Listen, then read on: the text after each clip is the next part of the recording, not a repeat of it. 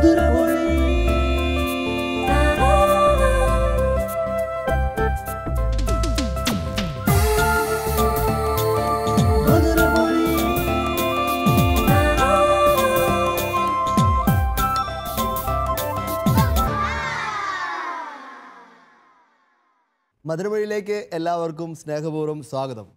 Angeles army മിനിസ്ട്രിയുടെ ഒരു സ്വർഗീയ സമ്മാനം മക്കളെ, കുടുംബത്തെ എങ്ങനെ വിശുദ്ധിയോടെ മാലാഖമാരുടെ അകമ്പടിയോടും വിശുദ്ധരുടെ അകമ്പടിയോടും കൂടെ എങ്ങനെ സ്വർഗരാജ്യത്തിലേക്ക് കൂട്ടിക്കൊണ്ടുപോകാം, അതാണ് ഏഞ്ചൽസ് ആർമി മധുരമൊഴിയിലൂടെ ചെയ്യാനായിട്ട് ശ്രമിക്കുന്നത്.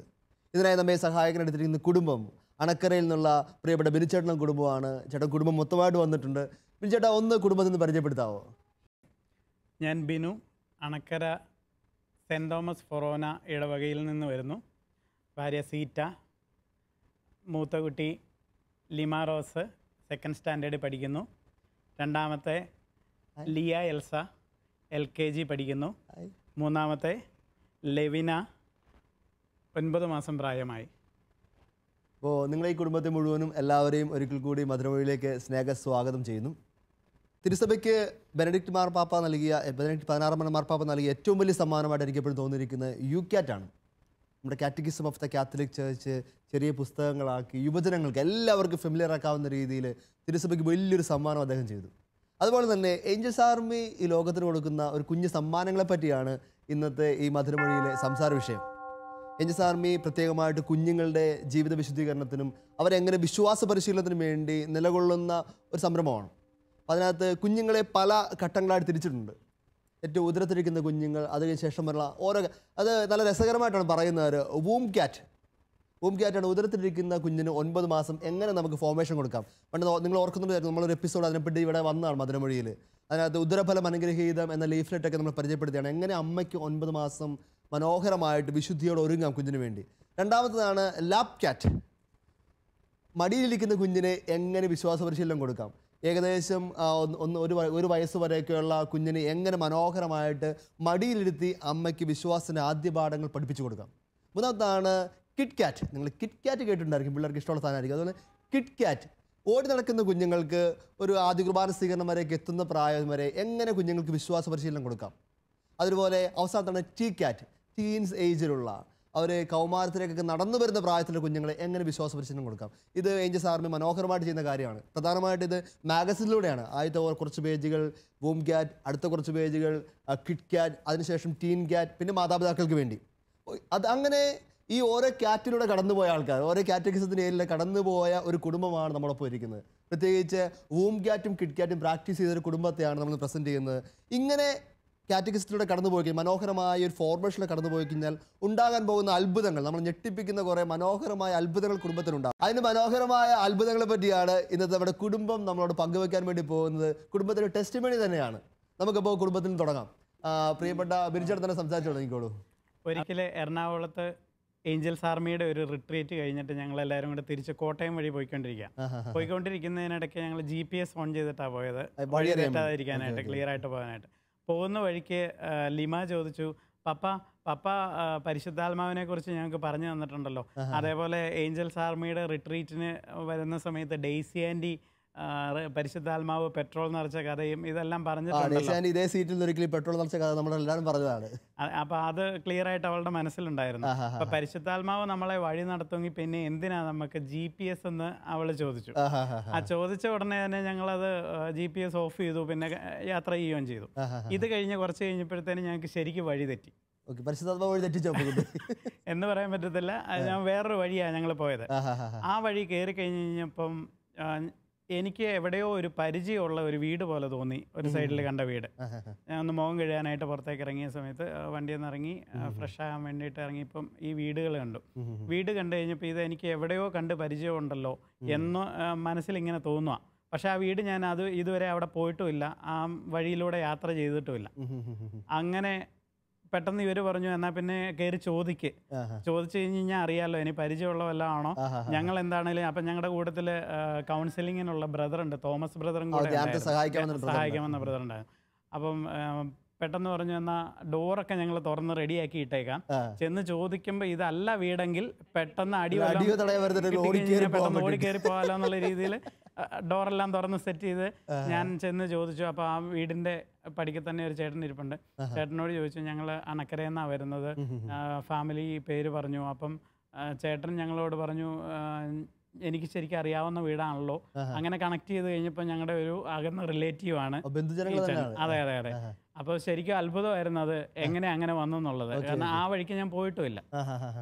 അപ്പം ഞാൻ പിന്നെ തിരിച്ചു വന്ന് ഇവരോട് പറഞ്ഞു, ബാ എന്താണേലും പരിചയമുള്ള ആളാ, നമുക്ക് കയറി ഒരു ബ്രേക്ക് എടുക്കാൻ പറ്റിയ സ്ഥലമായിരുന്നു. സംസാരിച്ചിട്ട് പോകാമെന്ന് പറഞ്ഞ് വീട്ടിൽ കയറി. വീട്ടിൽ ചെന്ന് കഴിഞ്ഞപ്പോൾ ഞങ്ങളെ സ്വീകരിച്ചു. അവർ വർത്തമാനം പറഞ്ഞു, കാര്യങ്ങളെല്ലാം സംസാരിച്ച് ബന്ധുത്വം പുതുക്കി തിരിച്ചിറങ്ങാൻ വേണ്ടി കാപ്പി കുടിച്ച് തിരിച്ചിറങ്ങാൻ തുടങ്ങിയപ്പം അവിടെ ഉണ്ടായിരുന്ന അമ്മച്ചി പെട്ടെന്നങ്ങ് കരഞ്ഞു. അപ്പൊ അമ്മച്ചി ഇങ്ങനെ കരയുന്ന കണ്ടു. അപ്പം വിനേട്ടൻ പറഞ്ഞു അകത്ത് പോയി എന്തായാലും ചോദിക്കാൻ പറഞ്ഞു. അപ്പൊ ചോദിച്ചു കഴിഞ്ഞപ്പം അമ്മച്ചി പറഞ്ഞു, എനിക്ക് ഭയങ്കര വിഷമമാണ്, നിങ്ങളെ ദൈവമായിട്ട് കൊണ്ടുവന്നതായിരിക്കും, എനിക്ക് കുറച്ച് കാര്യങ്ങൾ പറയാനുണ്ടെന്ന് പറഞ്ഞ് പിന്നെ ഇറങ്ങി വന്നിട്ട് അന്ന് അവിടുത്തെ കാര്യങ്ങളെല്ലാം പറയായിരുന്നു. അന്നത്തെ ദിവസം അവിടെ ഒരു വലിയ സംഭവം നടന്ന ദിവസമായിരുന്നു. എന്ന് പറഞ്ഞു കഴിഞ്ഞാൽ വീട്ടിലുള്ള കുടുംബാംഗങ്ങളെല്ലാവരും അങ്ങോട്ടും ഇങ്ങോട്ടും വഴക്കുണ്ടാക്കി. അപ്പൻ മക്കളോട് ദേഷ്യപ്പെട്ടു. മൂത്ത മോൻ അന്നത്തെ ദിവസം തന്നെ വീട്ടിൽ നിന്ന് ഇറങ്ങിപ്പോയി. മോള് ഭയങ്കര കരച്ചിലായിരുന്നു. അങ്ങനെ എല്ലാം കൂടെ അവരാകെ വിഷമിച്ചിരിക്കുന്ന ഒരു ദിവസമാണെന്ന് പറഞ്ഞ് അവർ സങ്കടം പറഞ്ഞു. അപ്പോൾ ഉടനെ തന്നെ എന്താണേലും ആ ബ്രദർ ഇവരോട് രണ്ടുപേരോടും കൗൺസിലർ കൂടെ ഉണ്ട്, ഞങ്ങളുടെ കൂട്ടത്തിലുണ്ട്. അപ്പോൾ എന്താണേലും അങ്ങോട്ടും ഇങ്ങോട്ടും സംസാരിച്ചു. രണ്ടുപേരെയും 2 റൂമിലിരുത്തി ഇവരുടെ കാര്യങ്ങളെല്ലാം സംസാരിച്ചു. മക്കളെ എല്ലാം ഓരോരുത്തരായിട്ട് വിളിച്ച് സംസാരിച്ചു. അവർക്കൊരു ധ്യാനം കൊടുത്തു നിങ്ങൾ എന്തായാലും. കൊടുത്തു കഴിഞ്ഞപ്പോഴത്തേനും ഇവര് എല്ലാം സംസാരിച്ച് അവർ ഓക്കെ ആയി, ഏകദേശം റെഡിയായി. അപ്പം ഞങ്ങൾ അതുവരെ ഭക്ഷണം കഴിച്ചിട്ടില്ല. എന്താണേലും 6 മണിയോടുകൂടി 6 മണി 7 മണിയോടുകൂടി അവിടുന്ന് വിട്ട് ഒരു 10 മണിയൊക്കെ ആകുമ്പോൾ വീട്ടിലെത്താമെന്നുള്ള രീതിയിലാണ് ഞങ്ങൾ അവിടുന്ന് യാത്ര തുടങ്ങിയത്. എന്താണേലും ഞങ്ങളിത് സംസാരിച്ച് ലാസ്റ്റ് വന്നപ്പോഴത്തേനും 10 മണിയായി. രാത്രി 10 മണിയായി. അപ്പോൾ ഇത്ര സമയം ആയതുകൊണ്ട് അവർ പറഞ്ഞു, എന്താണേലും ഇനി ഭക്ഷണം കഴിച്ചിട്ട് പോവാം എന്നവർ പറഞ്ഞു. അപ്പം ഞങ്ങൾ ചോദിച്ചു, നിങ്ങൾ ഇത്രയും പെട്ടെന്ന് ഇനി പ്രിപ്പയർ ചെയ്യാൻ പറ്റുമോ? അപ്പോൾ അന്നേരമാണ് ഞങ്ങൾക്ക് അറിയാൻ പറ്റിയത്, അന്നത്തെ ദിവസം അവർ ആ വീട്ടിലാരും ഭക്ഷണം കഴിച്ചിട്ടില്ലായിരുന്നു. രാവിലെ അങ്ങനെ തന്നെ ഇരിപ്പുണ്ട്.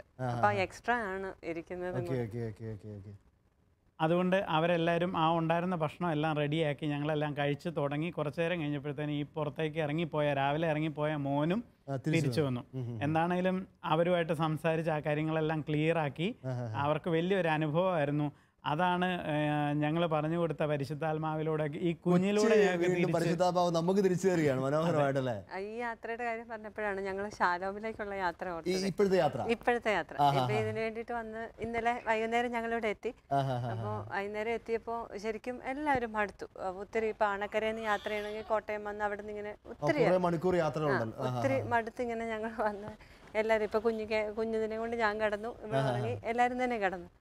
അപ്പോൾ ലീമ ഏതായാലും കൊന്തയില്ലാതെ കിടക്കില്ലെന്ന് പറഞ്ഞ് അവിടെ ഇരുന്ന് കൊന്തയിലാൻ തുടങ്ങി. അപ്പോൾ പപ്പായും കൂടെ ചൊല്ലാൻ പറഞ്ഞ ഏതായാലും പപ്പായെ എഴുന്നേറ്റിരുത്തി പിടിച്ചെഴുന്നേപ്പിച്ചിരുത്തി കൊന്ത ചൊല്ലിപ്പിച്ച ഒരു അനുഭവം കൂടെ. കൊച്ചി നന്നായിട്ട് കരഞ്ഞ് നമ്മുടെ സീനം കൊഴിപ്പിക്കുന്നുണ്ട്. നമുക്ക് കൊച്ചിനെ പതുക്കെ നമ്മുടെ കൊച്ചിന്റെ ഗ്രാൻഡ് പേരൻസിനെ കൊടുത്തു വിടാം. ഗ്രാൻഡ് പേരൻസ് ഒന്ന് വന്ന് കൊച്ചിനെ സ്വീകരിച്ചിട്ട് പോകണം. ചക്കര പൂക്കോട്ടാ, ഞങ്ങൾ ബാക്കി പറഞ്ഞിട്ട് പിന്നെ വിളിക്കാം. ഷാലോമിലെ കാര്യം പറഞ്ഞ പോലെ വേറൊരു യാത്രാനുഭവമാണ്. അപ്പോൾ പപ്പയുടെ ചേട്ടൻ മരിച്ച ഒരു സമയത്ത് മരിച്ചടക്കിന് വേണ്ടിയിട്ട് ഞങ്ങൾ പോവാം. അപ്പം വണ്ടിയിൽ ഇങ്ങനെ യാത്ര ചെയ്തുകൊണ്ടിരുന്നപ്പോൾ ഏകദേശം 1.5 മണിക്കൂറോളം യാത്രയുണ്ട്. അപ്പോൾ യാത്ര തുടങ്ങിയപ്പോൾ തന്നെ ഞങ്ങൾ പ്രാർത്ഥിച്ചു. നമ്മൾ സാധാരണ എല്ലാവരും പ്രാർത്ഥിക്കാറുള്ള പോലെ പ്രാർത്ഥന, ഒരു തുടക്കത്തിന്റെ ആ പ്രാർത്ഥന പ്രാർത്ഥിച്ചു. അതെ അതെ, ഉറപ്പായിട്ടും. അപ്പൊ പ്രാർത്ഥിച്ചു നിർത്തി, പ്രാർത്ഥന നിർത്തി. പിന്നെ ബാക്കി ചെറിയതായിട്ടുള്ള രീതിയിൽ സംസാരിച്ചുകൊണ്ടിരിക്കും. അപ്പൊ കുറെ സിസ്റ്റേഴ്സ് ഞങ്ങളുടെ കൂടെ ഉണ്ട്. അപ്പം ഇവളങ്ങ് പ്രാർത്ഥന തുടങ്ങി. അന്ന് ഇവൾക്ക് 3 വയസ്സേ ഉള്ളായിരുന്നു. അപ്പൊ 3 വയസ്സിൽ വർത്താനം പറഞ്ഞു തുടങ്ങിയ സമയത്ത് തന്നെ അങ്ങ് സ്വയം പ്രേരിതമായിട്ട് അങ്ങ് പ്രാർത്ഥിക്കുക. പറയുന്നതൊന്നും നമുക്ക് മനസ്സിലാകത്തില്ല, അത്രയും സമയമായിരുന്നു. അപ്പം പോയ വഴിക്ക് കുറച്ച് സിസ്റ്റേഴ്സ് ഞങ്ങളുടെ കൂട്ടത്തിൽ ജോയിൻ ചെയ്തു പോകാനായിട്ട്. അപ്പൊ ഇവള് കണ്ടിന്യൂസ് പ്രാർത്ഥിച്ചോണ്ടിരിക്കുന്ന കണ്ടപ്പോ സിസ്റ്റേഴ്സിന് കൗതുകം തോന്നി. അവര് ഇവളെ നോക്കി ചിരിച്ചോണ്ടിരിക്കുക, പ്രാർത്ഥിക്കുന്നതിന്റെ ആ സ്റ്റൈല് കണ്ട് ചിരിച്ചോണ്ടിരിക്കുക. ചിരിച്ചോണ്ടിരുന്നപ്പോഴത്തേനും പെട്ടെന്ന് ലിമാജോ പറഞ്ഞു, ഈശോയുടെ മണവാട്ടികളല്ലേ, അപ്പോൾ ഇത് ചിരിച്ചോണ്ടിരിക്കാതെ സിസ്റ്ററും കൂടെ കൂട്ടത്തിൽ പ്രാർത്ഥിക്കാൻ പറഞ്ഞു. കൊച്ചു 3 വയസ്സായിട്ട് നീ പണ്ടേ അങ്ങനെ പറഞ്ഞു തുടങ്ങിയതാണല്ലേ? എന്നോട് എന്തായാലും പറയണ്ട കേട്ടോ. Okay fine. അപ്പോൾ ആ രീതിയിൽ അത് കണ്ടിന്യൂസ് ആ വീട്ടിലെത്തുന്നവരെ പ്രാർത്ഥിച്ചുകൊണ്ടേയിരുന്നു. കുഞ്ഞുനാളിൽ നിങ്ങൾ ഇങ്ങനെ പേഴ്സണൽ പ്രയർ കൊച്ചായിട്ട് പറഞ്ഞു കൊടുക്കാൻ തുടങ്ങിയായിരുന്നു? അതെ, ഇപ്പോൾ എവിടെ പോയാലും ഇപ്പോൾ പേരൻസ് ആണെങ്കിലും ഞങ്ങളാണെങ്കിലും പോകുമ്പം നമ്മളൊരു പുസ്തകത്തിൽ നിന്ന് പ്രാർത്ഥിക്കുന്നതിനേക്കാൾ ഉപരി നമ്മൾ തന്നെ അങ്ങ് പ്രാർത്ഥിക്കുന്നത് കൊണ്ട് അപ്പൊ ആ ഒരു ശീലം കിട്ടി. അപ്പൊ ആ 1.5 മണിക്കൂർ ഞങ്ങളെ അതിശയിപ്പിച്ചത് ആ 1.5 മണിക്കൂർ ആ വീട്ടിൽ എത്തുന്നിടം വരെ പ്രാർത്ഥിച്ചു എന്നുള്ള. അപ്പൊ കണ്ടിന്യൂസ് ഒരു കുഴപ്പമില്ലാതെ അങ്ങ് പ്രാർത്ഥിച്ചുകൊണ്ടേയിരുന്നു.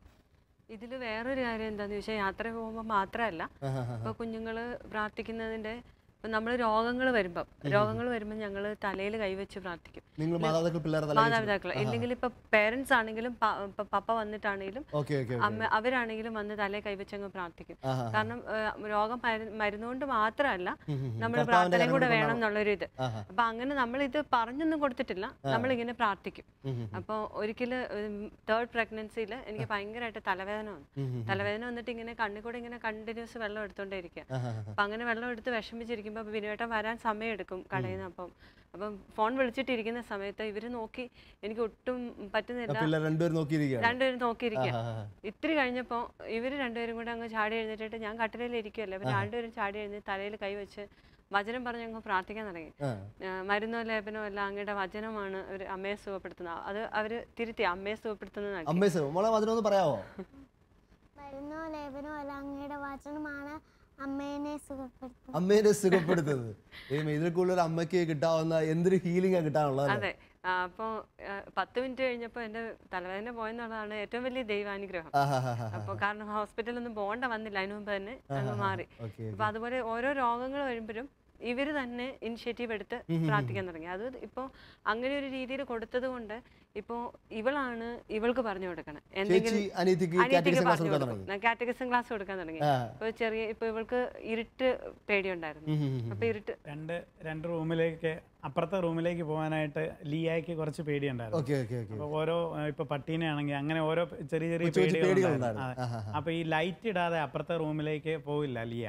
അപ്പൊ ഇവള് പറഞ്ഞു, നീ എന്തിനാ ലിയ പേടിക്കുന്നത്, ഈശോ നമ്മുടെ കൂടെ ഇല്ലേ, അപ്പൊ പിന്നെ പേടിക്കണ്ട, നീ ധൈര്യമായിട്ട് പോയി എടുത്തോണ്ട് പോരെ, ഞാൻ പ്രാർത്ഥിച്ചോളാം എന്ന് പറയും. അങ്ങ് പറഞ്ഞു കഴിയുമ്പോഴത്തേനും അവള് ധൈര്യമായിട്ട് അപ്പുറത്തെ റൂമിൽ ലൈറ്റ് ഇല്ലെങ്കിലും പോയി ലൈറ്റ് ഇട്ട് എടുക്കേണ്ട സാധനം എടുത്തുകൊണ്ട് തിരിച്ചു കൊണ്ടു കൊടുക്കും. അപ്പൊ ഒരു ദിവസം ഒന്ന് പോയി കിട്ടിയപ്പോ ആ പേടി അങ്ങ് ശരിക്കും അങ്ങ് മാറി. നിങ്ങൾ തിരിച്ച് നമ്മളെ പഠിപ്പിച്ചു തരുന്നുണ്ട്, മറ്റുള്ളവർക്ക് പഠിപ്പിച്ചും കൊടുക്കുന്നുണ്ട്. അതെ അതെ, അത് വേറൊരു കാര്യം.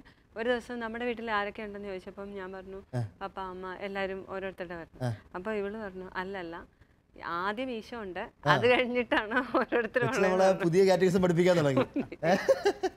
അപ്പൊ അത് ശരിക്കും ഒരു തിരിച്ചറിവുണ്ട്. പല കാര്യങ്ങളിലും പല വിശ്വാസങ്ങളും ഇപ്പൊ കുഞ്ഞുങ്ങളിൽ നിന്ന് നമുക്ക് മനസ്സിലാക്കാൻ തുടങ്ങിയിട്ടുണ്ട്. അതേപോലെ തന്നെ ഇവരെ രണ്ടുപേരെയും എന്തെങ്കിലും ചെറിയ ചെറിയ കാര്യങ്ങൾ, തെറ്റുകളൊക്കെ ചെയ്യുന്ന സമയത്ത് ചെറിയ കാര്യങ്ങൾ പറഞ്ഞു കൊടുത്തിട്ടുണ്ട്.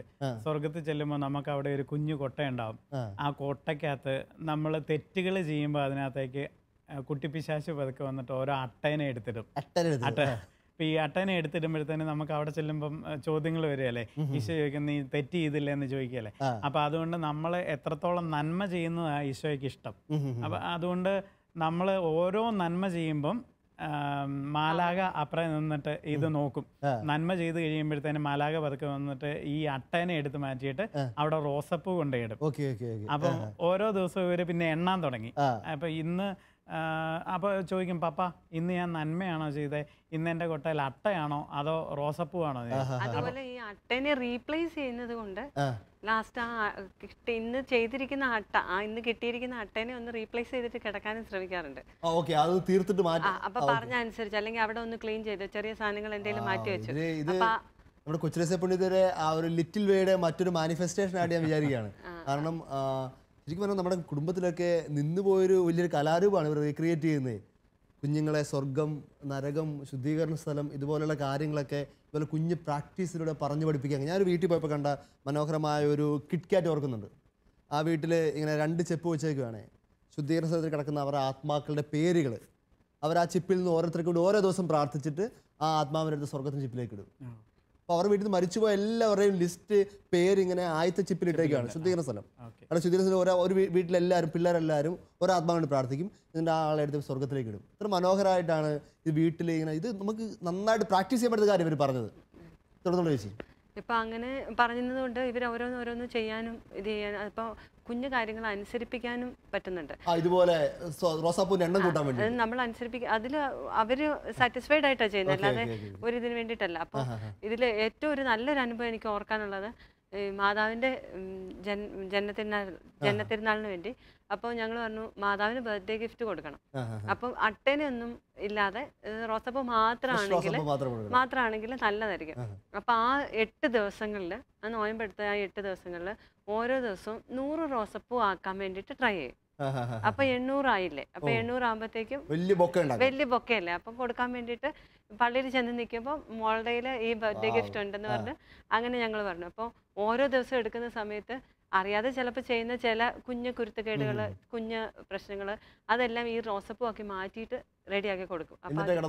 അതെ, അപ്പൊ ആ ഗിഫ്റ്റ് കൊടുക്കാൻ വേണ്ടിയിട്ട് ഇവർ പ്രാക്ടീസ് ചെയ്യുന്നുണ്ട്. ഇപ്പൊ വചന പ്രഘോഷണവും നടത്തുന്നുണ്ട് ഒരു തരത്തില് കുഞ്ഞുങ്ങള്. നിങ്ങൾ രണ്ടുപേരും അത്യാവശ്യം ചെറിയ രീതിയിലൊക്കെ വചന പ്രഘോഷണം നടത്തുന്നവരാണല്ലോ.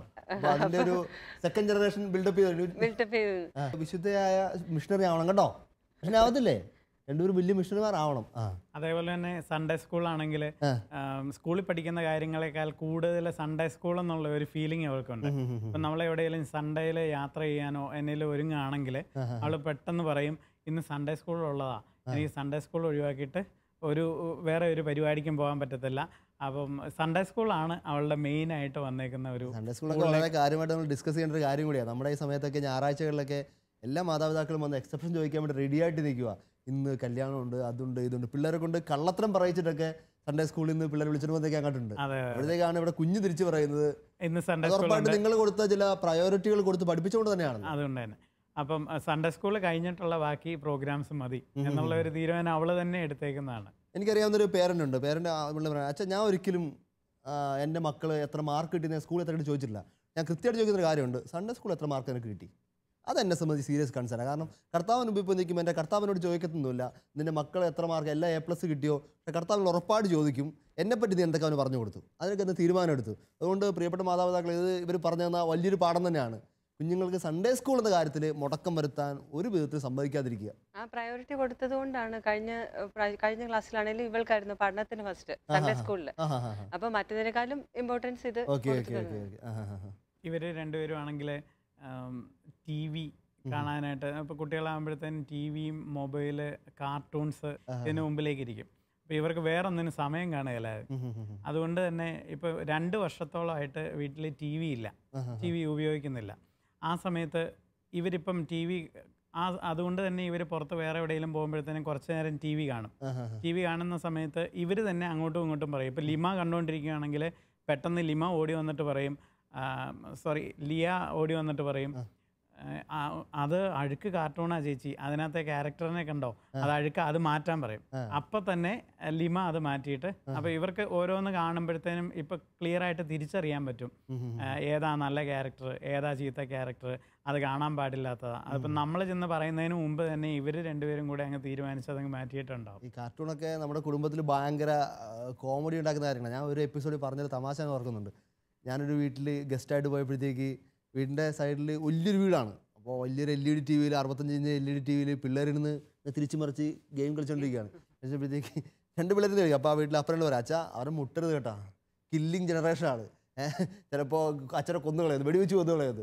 പണ്ടൊക്കെ വീട്ടിൽ ചെല്ലുമ്പോഴത്തേക്ക് പട്ടിയുണ്ട്, പട്ടീനെ ചവിട്ടരുതെന്ന് പറയുന്ന പോലെയാണ് തൊണ്ടാ ചിലപ്പോൾ വെടിവെച്ച് കൊന്നുകളെന്ന് പറയുന്നത്. അപ്പോഴത്തേക്ക് ഇത് നല്ലൊരു ടൂളാണ് നിങ്ങൾ പറഞ്ഞത്. നിങ്ങൾ കുഞ്ഞുങ്ങൾക്ക് ഇപ്പം തന്നെ ശരിക്കും ഒരു അവയർനെസ്, തെറ്റാണ് എന്ന് പറഞ്ഞു കൊടുക്കാനുള്ള വലിയൊരു ധൈര്യം നിങ്ങൾ കാണിച്ചിട്ടുണ്ട്, വേണ്ടെന്ന് വെക്കാനുള്ള. നിങ്ങളെയും കൂടി എന്റർടൈൻമെന്റ് കുറെ നിങ്ങൾ കളഞ്ഞിട്ടുണ്ടല്ലോ അതിന് വേണ്ടി.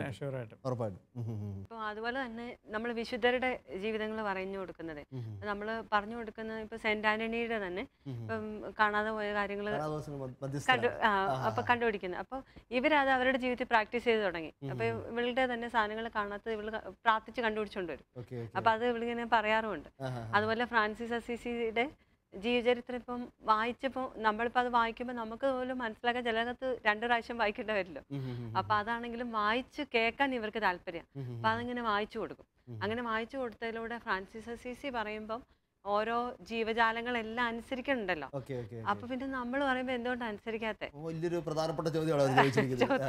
അപ്പൊ ആ വിശ്വാസത്തിന്റെ ഒരു ചോദ്യമാണ് ശരിക്കും. നമുക്ക് ഈവൻ അങ്ങനെ ചോദിച്ചു തുടങ്ങിയപ്പോ ഞങ്ങൾക്കും വിശ്വാസം, നമ്മുടെ വിശ്വാസം എവിടെയാണെന്ന് നമുക്ക് ഇന്ന് വിലയിരുത്തേണ്ട ഒരു കാര്യം വന്നു. അപ്പൊ അങ്ങനെ വിശുദ്ധരുടെ കാര്യങ്ങളും വായിച്ചു കൊടുക്കാറുണ്ട്. ഇവരൊക്കെ പോയി പുറത്തോട്ട് പ്രസംഗിക്കാറുണ്ടോ എന്നിട്ട് പക്ഷികളോടും മൃഗങ്ങളോടൊക്കെ? ചാച്ചയുടെ ചാച്ചയുടെ ഓഫീസിൽ വെച്ചിട്ടോ? വീട്ടില് പപ്പ. Okay okay okay okay. അത് പപ്പ വരുമ്പോഴാണെങ്കിലും അങ്ങോട്ടും ഇങ്ങോട്ടും പപ്പയാണെങ്കിലും കുറെ കാര്യങ്ങൾ പറഞ്ഞു കൊടുക്കും വിശുദ്ധരുടെ. ഇവരത് കേട്ട് ഗ്രാൻഡ് പേരൻസ് വലിയൊരു റോള് ഇവരുടെ ഫെയ്ത്ത് ഫോർമേഷനിൽ ചെലുത്തുന്നുണ്ടല്ലേ? അങ്ങനെ എന്തെങ്കിലും പ്രത്യേക അനുഭവങ്ങൾ ഇവരുടെ ഗ്രാൻഡ് പേരൻസ് ഇവരെ പ്രത്യേകമായിട്ട് ഇവരുടെ ഈ ഒരു ഫെയ്ത്ത് ഫോർമേഷനിൽ ഇവരുടെ ഈ കിറ്റ് കാറ്റ് സമയത്തുള്ള അവരുടെ റോളിനെ പറ്റി നിങ്ങൾക്ക് അങ്ങനെ തോന്നിയിട്ടുണ്ടോ? അതായത് എന്ത് രോഗം വന്നാലും ഞങ്ങൾ പ്രാർത്ഥിക്കും എന്ന് പറഞ്ഞല്ലോ. അപ്പൊ അതുപോലെ തന്നെ അപ്പൊ അതുപോലെ തന്നെയുള്ള ഒരു വേറൊരു സംഭവമാണ് ഒരു കോൾ, ഒരു ഫോൺ കോള്. അതിപ്പോ നമ്മൾ അൺലോക്ക് ചെയ്തില്ലെങ്കിലും വിളിക്കാൻ പറ്റുന്ന രീതിയിൽ ഇട്ടിരിക്കുന്നത് കൊണ്ട് ഇവര് ചാച്ചനെ വിളിക്കും. ചാച്ചനെ വിളിച്ചിട്ട് ചാച്ചെ അമ്മച്ചി പ്രാർത്ഥിച്ചോണേ. കാരണം അവിടുന്ന് അവര് പ്രാർത്ഥിക്കുമെന്ന് 100% ഇവർക്ക് ഉറപ്പാ. അപ്പൊ ആ ഒരു എമർജൻസി കോൾ രോഗം രോഗം വന്നു കഴിഞ്ഞാൽ അപ്പൊ തന്നെ വിളിച്ച് പറഞ്ഞ് അങ്ങനെ ഒരു കമ്മ്യൂണിക്കേഷനും കൂടെ ഉണ്ട്. ഞാനിവിടെ ഓർക്കുന്നുണ്ട് ഇതുപോലെ മുമ്പ് എപ്പിസോഡ് ഇവിടെ വന്നിട്ട് നമ്മുടെ മൂവാറ്റൂരിൽ നിന്നുള്ള ബിൻസു ചേച്ചിയും ഷായി ചേട്ടനൊക്കെ പറഞ്ഞത് അവരുടെ മോൻ ഫോൺ എടുത്തിട്ട് അവരുടെ വീട്ടിൽ വെല്ലുമ്മച്ചിക്ക് വിളിച്ച് പറഞ്ഞൊക്കെയാണ് ഇവിടുത്തെ അമ്മയുടെ അമ്മയ്ക്ക് ഇവിടുത്തെ അപ്പച്ചനുണ്ടല്ലോ, അപ്പച്ചനെ ഭയങ്കരമായിട്ട് സിഗരറ്റൊക്കെ വലിക്കുക. ഞാനിങ്ങനെ കഴിഞ്ഞ ദിവസം കണ്ടു സ്കൂളിൽ ടീച്ചർ പറഞ്ഞു സിഗരറ്റൊക്കെ വലിച്ചു കഴിഞ്ഞാൽ ക്യാൻസർ വരും അമ്മച്ചി. അതുകൊണ്ട് അമ്മച്ചി കാര്യമായിട്ട് പ്രാർത്ഥിച്ചേക്കണേ. കാരണം ഇത് എവിടുന്ന് കിട്ടിയത്? വീട്ടിൽ പേരൻസ് ഇങ്ങനെ ഫോൺ വിളിച്ച് പറയുന്ന കുഞ്ഞുങ്ങൾ കേട്ടിട്ടുണ്ട്, അത്യാവശ്യം വരുമ്പോൾ പ്രാർത്ഥിക്കാൻ പറഞ്ഞു. അതുകൊണ്ട് കൊച്ചി എന്താ അമ്മച്ചാരോടും പറയരുത് കേട്ടോ, ഞാനിത് പറഞ്ഞിട്ടുണ്ടെന്ന് ഇത് ഫോൺ വെച്ചിട്ട് ഓടിപ്പോയി.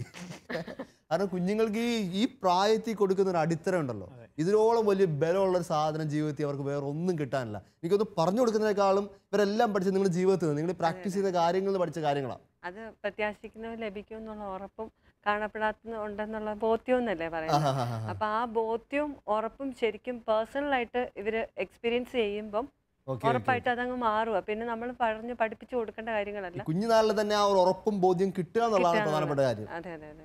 ഗ്രാൻഡ് പാരന്റ്സിന്റെ കാര്യം പറഞ്ഞപ്പം ഇപ്പൊ ഇവരെ രണ്ടുപേരും ആണെങ്കിലും ഇവര് ഏറ്റവും കൂടുതൽ പാടുന്ന പാട്ടുകള് പപ്പ വന്ന് പഠിപ്പിച്ചേക്കുന്ന പാട്ടുകൾ. അപ്പൊ അവര് പഠിപ്പിച്ചേക്കുന്ന പാട്ടുകൾ മൊത്തം ഇവർക്ക് കാണാതെ ആരെങ്കിലും ഒരു പാട്ട് പാടാവോന്ന് ചോദിച്ചു കഴിഞ്ഞാൽ അപ്പൊ തന്നെ ഒസ്തലയും മതിലുകൾ എന്നൊക്കെ പറഞ്ഞിട്ടുള്ള പഴയ പാട്ടുകൾ അതെ അതെ അതാ ഇപ്പൊ അവര് പാടിക്കൊണ്ട് നടക്കുന്നത്. അപ്പൊ അത്ര ഒരു വിശ്വാസം അതിൽ നിന്ന് കിട്ടിയേക്കുന്നത് കൊണ്ട് കൂടുതൽ ജനറേഷനിലേക്ക് ഫെയ്ത്ത് കൈമാറ്റം ചെയ്യപ്പെടുകയാണ്. അതെ അതെ അതെ. ഞാൻ വിചാരിക്കുന്നു ഇതെല്ലാം നമ്മൾ ഈ പറഞ്ഞു കേട്ട കുറേ ഉദാഹരണങ്ങൾ പറഞ്ഞു, ചെറുത് കുറേ ഉദാഹരണങ്ങൾ. ഇതെല്ലാം ഇവരെ അങ്ങ് ബോസ്റ്റ് ചെയ്യിക്കാൻ വേണ്ടി പറഞ്ഞൊന്നുമല്ല, ഇവരങ്ങ് പൊക്കി കാണിക്കാൻ വേണ്ടി പറയിപ്പിച്ചൊന്നും അല്ല, മറിച്ച് ഇങ്ങനെയൊക്കെ സംഭവിക്കും എല്ലാ വീട്ടിലും. ഇതൊരു വലിയ പോസിബിലിറ്റിയാണ്. ഞാനൊരു 3 വിശുദ്ധരെ ചെറുതായിട്ടൊന്ന് മെൻഷൻ ചെയ്ത് അവസാനിപ്പിക്കാൻ വിചാരിക്കുന്നു.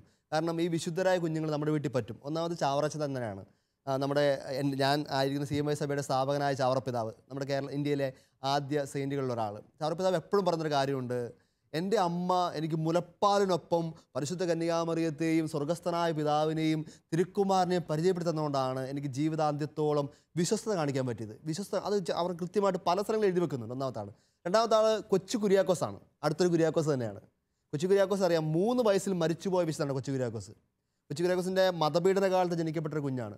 അമ്മയും സഹോദരങ്ങളെല്ലാം കൊല്ലുന്നവൻ കണ്ടു നിന്നാണ്. ഇവനെ മരണത്തിനായിട്ട് കൊല്ലാനായിട്ട് കൊണ്ടുവന്നപ്പോഴത്തേക്ക് ഇവനോട് പറഞ്ഞു, നീ ഈശോ ഇല്ലെന്നൊന്ന് പറഞ്ഞാൽ മതി, ഈശോ ദൈവമാണെന്ന് പറഞ്ഞാൽ നിന്നെ കൊല്ലത്തില്ലെന്ന് പറഞ്ഞു. ഇവൻ വളരെ ആഘോഷമായിട്ട് 3 വയസ്സുള്ള കുഞ്ഞ് എഴുന്നേറ്റെന്ന് പറയുകയാണ്, ഞാൻ ഒരു ക്രിസ്ത്യാനിയാണ്. 3 പ്രാവശ്യം ഉറക്കെ പറഞ്ഞിട്ടാണ് അവൻ മരിക്കുന്നത്, അവൻ രക്തസാക്ഷിയായിട്ട് മാറുന്നത്. ഇതൊക്കെ നമ്മൾ കഥ കേൾക്കുന്ന പോലെ കേൾക്കുന്ന കാര്യമില്ല, ഇതൊക്കെ നമ്മുടെ കുടുംബത്തിൽ പറ്റുന്നെന്നുള്ളതാണ് ഈ ഒരു കുഞ്ഞ് എപ്പിസോഡിൽ നമ്മൾ ശ്രമിച്ചുകൊണ്ടിരുന്നത്. മൂന്നാമത്തെ ആൾ ധന്യായ കാരമനാണ്, മരിയ കാരമൻ. ഒത്തിരി അറിയപ്പെടാത്ത ഒരു വിശുദ്ധയാണ്. വിശുദ്ധയുടെ ജീവിതത്തിൽ ഒരു കുഞ്ഞ് മനോഹരമായ അനുഭവമുണ്ട്. ഒരിക്കൽ അവൾക്കൊരു 6-7 വയസ്സായിരുന്ന സമയത്ത് അമ്മ അവളെ ആശ്വസിപ്പിക്കാൻ വേണ്ടി ഒരു കാര്യം പറഞ്ഞു. അവൾ ചോദിച്ചൊരു കാര്യം അത് നടക്കത്തിൽ നിന്ന് ഉറപ്പായതുകൊണ്ട് അമ്മ പറഞ്ഞു, അത് നടക്കും, അത് ശരിയാക്കി തരാം. അപ്പോൾ ഈ കൊച്ചു തിരിച്ച് മറുപടി പറയുകയാണ്, അമ്മ എന്നെ ആശ്വസിപ്പിക്കാൻ വേണ്ടി പോലും കുഞ്ഞ് കള്ളത്തരം പറയേണ്ട ആവശ്യമില്ലെന്ന്, അത് നമ്മുടെ ഈശോയ്ക്ക് ഇഷ്ടമല്ലെന്ന്. അമ്മ ഇങ്ങനെ വാവൊത്തി കരഞ്ഞുകൊണ്ട് പറയുകയാണ്, എൻ്റെ കുഞ്ഞെന്നെ ഇപ്പോൾ തിരിച്ചു പഠിപ്പിക്കാൻ തുടങ്ങുന്ന കാര്യങ്ങളൊക്കെ. പ്രിയപ്പെട്ടവരെ, നമ്മുടെ കുഞ്ഞുങ്ങൾ വിശുദ്ധി വളരണ്ടേ? നമ്മുടെ കുഞ്ഞുങ്ങൾ ബാല്യത്തിലെ തന്നെ കർത്താവിനെ അറിഞ്ഞു വളരണ്ടേ? കർത്താവിനെ അവരുടെ ഹൃദയത്തിൽ, അവരുടെ ഹൃദയമാവുന്ന പുൽക്കൂട്ടിൽ ഒരുക്കി വെച്ച് വളരണ്ടേ? അതിനുവേണ്ടി നമുക്ക് നമ്മുടെ കുഞ്ഞുങ്ങൾക്ക് അവർ ഗർഭാവസ്ഥയിലായിരിക്കുമ്പോൾ വൂം കാറ്റഗിസം, അവർ മടിയിലിരിക്കുമ്പോൾ ലാബ് കാറ്റഗിസം, അവർ ഓടി നടക്കുമ്പോൾ കിഡ് കാറ്റഗിസം, ഈ ഓരോ റേഞ്ചിലൂടെ നമുക്ക് അവരെ കൊണ്ടുപോകുമെങ്കിൽ നമുക്ക് വിശുദ്ധരായ കുഞ്ഞുങ്ങളെ ഉറപ്പായിട്ട് വളർത്തിയെടുക്കാൻ പറ്റും. നമുക്ക് ഉറപ്പിച്ച് പറയാം, കത്തോലിക്ക സഭ വിശുദ്ധരെ വളർത്തിയെടുക്കുന്ന ലോകത്തിൽ വലിയൊരു ഫാക്ടറി തന്നെയാണ്. അപ്പോൾ അതുതന്നെയാണ് എൻജസ് ആർമിയുടെ ചെറിയൊരു ഉദ്ദേശവും. ഈ ഒരു കാറ്റഗിസം പരിചയപ്പെടുന്നതിലൂടെ നമുക്കൊന്ന് ചേർന്ന് നമ്മുടെ മക്കൾക്ക് വേണ്ടി ഈ നിമിഷം ഒന്ന് പ്രാർത്ഥിക്കാം. ഇതൊക്കെ ഇങ്ങനെയൊക്കെ ഈ ഒരു സാഹചര്യത്തിൽ കടന്നു പോകാൻ പറ്റാത്ത ഒത്തിരി കുടുംബങ്ങളുണ്ടായിരിക്കും, അല്ലെങ്കിൽ ഇതൊന്നും അറിഞ്ഞുകൂടാത്ത ഒത്തിരി കുടുംബങ്ങളുണ്ടായിരിക്കും. ആ കുടുംബങ്ങൾക്കൊക്കെ ഒരു കുറ്റബോധം ഉണ്ടാകേണ്ട ആവശ്യം പോലുമില്ല. ഇനിയും പറ്റും നിങ്ങളുടെ മക്കൾക്ക് വേണ്ടി കൂടുതലായിട്ട് പ്രാർത്ഥിക്കാനും അവരെ ദൈവത്തിലേക്ക് തിരിച്ചു കൊണ്ടുവരാനും. അല്ലെങ്കിൽ നിങ്ങൾക്ക് എന്നോട് ഒരു ദിവസം, കഴിഞ്ഞ ദിവസം ഈ പ്രോഗ്രാം കണ്ടിട്ട് ഒരു അങ്കിളെന്ന് പറഞ്ഞ് ഓർക്കുന്നുണ്ട്, പക്ഷേ നമുക്കൊന്നും പറ്റിയില്ല ഇങ്ങനെയൊന്നും വളർത്താനായിട്ട്. ഒരു 70 കഴിഞ്ഞ അച്ഛനാണ് പറഞ്ഞത്, ഇപ്പം ഞങ്ങൾക്കൊന്നും നിങ്ങൾ പറഞ്ഞുതരാൻ ആരും ഇല്ലായിരുന്നു. അതുകൊണ്ട് ഞാൻ ഒരു കാര്യം ചെയ്യുന്നുണ്ട്, എൻ്റെ മക്കൾക്കും കൊച്ചുമക്കൾക്കൊക്കെ ഞാൻ ഇതിൻ്റെ യൂട്യൂബിൽ നിന്ന് ഡൗൺലോഡ് ചെയ്തിട്ട് ഇതിന് ലിങ്ക് അയച്ചു കൊടുക്കുന്നുണ്ട്. കാരണം അവരെങ്കിലും ഇതൊക്കെ ഒന്ന് കണ്ട് രക്ഷ. നമുക്ക് പറ്റിയില്ല ഇത് കൊടുക്കാനായിട്ട്. പ്രിയപ്പെട്ടവരെ, ഇത് ശരിക്കൊരു നമ്മുടെ ഒരു കൂട്ടുത്തരവാദിത്തമാണ്. ഒരു വിശുദ്ധമായ തലമുറ, പരിശുദ്ധിയുള്ള തലമുറ. പത്രോസ്ലീഹ പറയുന്ന പോലെ ഹോളി ജനറേഷൻ, സ്വർഗം നോക്കി യാത്ര ചെയ്യുന്ന വിശുദ്ധിയുള്ള മാലാഖമാരുടെ കരം പിടിച്ചു പോകുന്ന ഒരു തലമുറ. നമുക്കൊന്ന് ചേർന്ന് കരങ്ങളുയർത്തി, സ്വരമുയർത്തി ഒന്ന് ഈ നിമിഷം കർത്താവിന് മുന്നിൽ നിന്ന് പ്രാർത്ഥിക്കാം. കർത്താവായ ഈശോയെ, ഞങ്ങളുടെ കുടുംബം ഒന്ന് ചേർന്ന് ഈ നിമിഷം നിന്റെ മുമ്പിൽ നിന്ന് പ്രാർത്ഥിക്കുന്നു. സ്വർഗത്തിൽ നിന്ന് ശക്തി അയച്ചു തരണമേ. സ്വർഗത്തിൻ്റെ പ്രതിസമാനമാകേണ്ട ഞങ്ങളുടെ കുടുംബത്തെ നീ ഉയർത്തണമേ. ഞങ്ങളുടെ കുടുംബത്തിന് 4 മുക്കിലും നിന്റെ ദൈവദൂതന്മാരെ നിർത്തി ഞങ്ങൾക്ക് പ്രൊട്ടക്ഷൻ തരണമേ, സംരക്ഷണം നൽകണമേ. നീ ആഗ്രഹിക്കും വിധം മാത്രം ഞങ്ങളുടെ കുഞ്ഞുങ്ങൾ വളർന്നു വരട്ടെ. നിന്റെ തിരുവചനങ്ങളും നിന്റെ സ്വർഗത്തിൻ്റെ ഹിതങ്ങളും മാത്രം എൻ്റെ കുടുംബത്തിലും എൻ്റെ മക്കളുടെ ജീവിതത്തിൽ സംഭവിക്കുമാറാകട്ടെ. നീ ഭൂമിയിലെ എനിക്ക് ജ്യേഷ്ഠന്മാരും സഹായികളുമായി തന്ന വിശുദ്ധരുടെ മാതൃകകൾ കണ്ട് എൻ്റെ മക്കൾ വളർന്നു വരട്ടെ. നീ എനിക്ക് സഹായകനായിട്ട് തന്ന എൻ്റെ കാവൽ മാലാഖയും മറ്റു മാലാഖമാരുടെ സംരക്ഷണത്തിലും കരവലയത്തിലും എൻ്റെ കുഞ്ഞുങ്ങൾ വിടർന്നുല്ലസിക്കട്ടെ. പാപത്തിൻ്റെ എല്ലാ മേഖലകളിൽ നിന്നും അവർക്ക് വിടുതൽ കിട്ടാനായി ബാല്യത്തിലെ തന്നെ അവർക്ക് നിന്റെ ദൈവരാജ്യം പകർന്നു കൊടുക്കുവാൻ, നിന്റെ ദൈവസ്നേഹം പകർന്നു കൊടുക്കുവാൻ, നിന്റെ ആത്മാവിനെ പങ്കുവെച്ച് കൊടുക്കുവാൻ, യഥാർത്ഥ സഹായനെ കൊടുക്കുവാനായിട്ട് ഞങ്ങളെ ശക്തിപ്പെടുത്തണമേ. മാതാപിതാക്കളെ ഒരുക്കണമേ. അതിനുള്ള കൃപയും ഞങ്ങൾ വിവാഹമെന്ന കൂദാശയുടെ നീ നൽകിയ പ്രത്യേക അധികാരവുമെല്ലാം ഞങ്ങൾ കൂടുതലായിട്ട് ഉജ്ജ്വലിപ്പിക്കണമേ എന്ന് ഞങ്ങൾ പ്രാർത്ഥിക്കുന്നു. നിന്റെ കരുണയുടെ കരം നീട്ടി ഞങ്ങൾ നീ ആശീർവദിക്കണമേ. ഭൂമിയിലെ ഏറ്റവും നല്ല അമ്മയായ പരിശുദ്ധ അമ്മേ മാതാവേ, ഞങ്ങൾക്ക് വേണ്ടി ഈ നിമിഷം സ്വർഗത്തിലിരുന്ന് ശക്തമായിട്ട് മാധ്യസ്ഥം വഹിക്കണമേ. നമുക്കൊന്ന് ചേർന്ന് യേശുമിശിഹായുടെ ആശീർവാദം സ്വീകരിക്കാം. പിതാവായ ദൈവത്തിൻ്റെ സ്നേഹക്കോട്ടയുടെയും പുത്രനായ ദൈവത്തിൻ്റെ രക്തക്കോട്ടയുടെയും പരിശുദ്ധാത്മാവായ ദൈവത്തിൻ്റെ അഗ്നിക്കോട്ടയുടെയും പരിശുദ്ധ അമ്മയുടെ വിശുദ്ധിക്കോട്ടയുടെയും വിശുദ്ധ യൗസേപ്പിതാവിൻ്റെയും അപ്പസ്തോലന്മാരുടെയും രക്തസാക്ഷികളുടെയും വിശുദ്ധരുടെയും സുഹൃതക്കോട്ടയുടെയും മാധ്യസ്ഥവും സംരക്ഷണവും നമ്മുടെ കുടുംബത്തോടൊപ്പം ഉണ്ടായിരിക്കട്ടെ, ഇപ്പോഴും എപ്പോഴും എന്നേക്കും. ഈശോ മിശിഹായ്ക്ക് സ്തുതിയായിരിക്കട്ടെ. ഈശോ മിശിഹായ്ക്ക് സ്തുതിയായിരിക്കട്ടെ.